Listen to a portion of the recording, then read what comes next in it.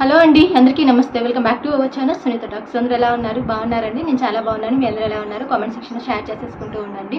So ఈరోజు video చాలా important video అని చెప్తాను, ఎందుకంటే మీ అందరికీ యూస్ఫుల్ అయ్యే వీడియో అనమాట. ఇది వీడియో ఏమాత్రం స్కిప్ చేయకుండా ఎండ్ వరకు చూడండి. మన ఛానల్ కొత్తగా వాచ్ చేస్తున్న వాళ్ళు ఎవరైనా ఉంటే సబ్స్క్రైబ్ చేసేసుకోండి. వీడియో నచ్చితే లైక్, షేర్, కామెంట్ కూడా చేసేసేయండి. యాక్చువల్లీ ఇక్కడ ఏమవుతుంది అంటే, రిలేషన్లో ఉన్న వాళ్ళ గురించి మాట్లాడుతున్నాను.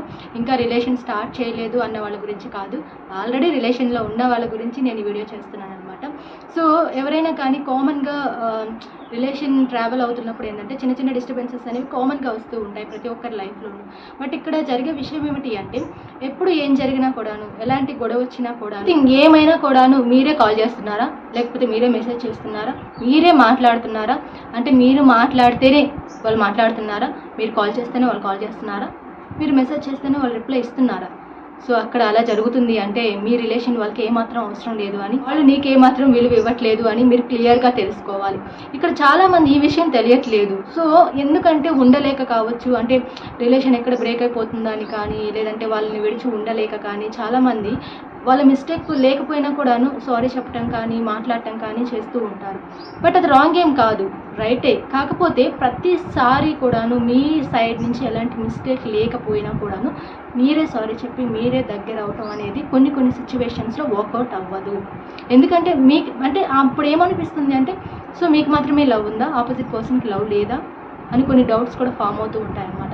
అంటే మీరు మాట్లాడితేనే మాట్లాడుతున్నారు అంటే అలాంటి రిలేషన్ మీకు అవసరం లేదు. ఒక మాటలో చెప్పాలంటే ఫ్యూచర్లో కూడా వాళ్ళతో మీరు లైఫ్ షేర్ చేసుకున్నా కూడాను అంత హ్యాపీగా అయితే ఉండలేరు. సో ఒక టైంలో మీకే అనిపిస్తూ ఉంటుంది, ఎందుకు ఈ రిలేషన్లోకి వచ్చాను, ఈ రిలేషన్లోకి వచ్చి నేను ఏదైనా తప్పు చేశానా అనే మిస్టేక్ అనే ఒక ఏదైతే బాధ ఉంటుందో అది మీకు ఖచ్చితంగా కలుగుతుంది అనమాట. ఎప్పుడూ కూడాను ఈ డిస్టర్బెన్సెస్ కానీ, గొడవలు ఇవన్నీ కామన్గా వస్తున్నప్పటికీ కూడాను జరగాల్సింది ఏంటి అంటే అక్కడ, సో ఎవరి తప్పు ఉన్నా లేకపోయినా సారీ చెప్పడం అనేది ఓకే, గుడ్ క్వాలిటీ అని మనం చెప్పుకోవచ్చు. కానీ బట్ మీ సైడ్ ఎలాంటి రాంగ్ లేకపోయినా కూడాను, సో ఎప్పుడు ఎనీథింగ్ ఏదైనా కూడాను మీరే వెళ్ళి మాట్లాడితే కానీ వాళ్ళు మాట్లాడట్లేదు, మీరు ఫోన్ చేస్తే కానీ వాళ్ళు చేయట్లేదు అంటే ఐ థింక్ వాళ్ళకి అసలు అవసరం లేదు అనమాట. ఓకే, మాట్లాడితే మాట్లాడొచ్చు, చేస్తేనే మాట్లాడొచ్చు, లేదంటే లేదు, మెసేజ్ చేస్తేనే వాళ్ళకి రెస్పాండ్ అవ్వచ్చు, లేదంటే లేదు అని ఒక లైట్ తీసుకుంటారు అంటే వాళ్ళంతా లైట్ తీసుకుంటున్నప్పుడు ఫ్యూచర్లో మిమ్మల్ని అంత డీప్ చేసుకుంటారని మీరు ఎలా అనుకుంటున్నారు?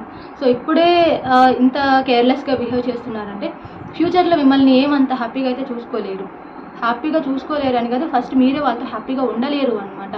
సో అంటే ఇక్కడ ఏం జరుగుతూ ఉందంటే, ఒకవేళ మేబీ వాళ్ళకి మీ పైన చాలా ఇష్టం, కేర్, ఎఫెక్షన్ ఉంది అంటే ఆటోమేటిక్గా వాళ్ళే చేస్తారనమాట, కాల్స్ కానీ మెసేజెస్ కానీ. అంటే ఒకసారి మీరు చేసినా ఇంకొకసారి వాళ్ళు చేస్తూ ఉంటారు.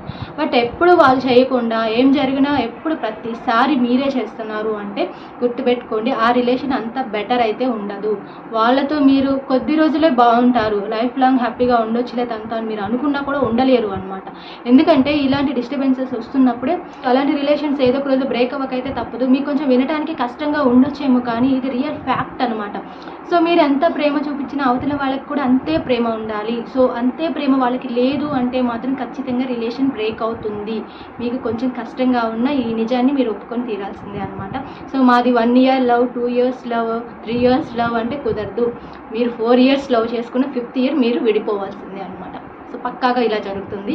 సో అంటే ఎప్పుడు కూడాను ఒకరే తగ్గి ఉండాలి అనుకోవటం అది లైఫ్లో అంత కాన్ఫిడెంట్గా ముందుకు వెళ్ళలేరు. ఒక మాటలో చెప్పాలి అంటే కొన్ని సిచ్యువేషన్స్లో పార్ట్నర్స్లో ఒకరు డౌన్ అయితే ఇంకొకరు డౌన్ అవుతూ ఉండాలి. అంటే సో అర్థం చేసుకొని ఇలాంటి సిచ్యువేషన్స్లో ఓకే నేను డౌన్ అవ్వాలి, సో ఇలాంటి సిచ్యువేషన్స్లో ఓకే నేను కామ్ అవ్వాలి అనేది కొంచెమైనా సరే ఆ నాలెడ్జ్ అది ఉండాల్సిందే అనమాట.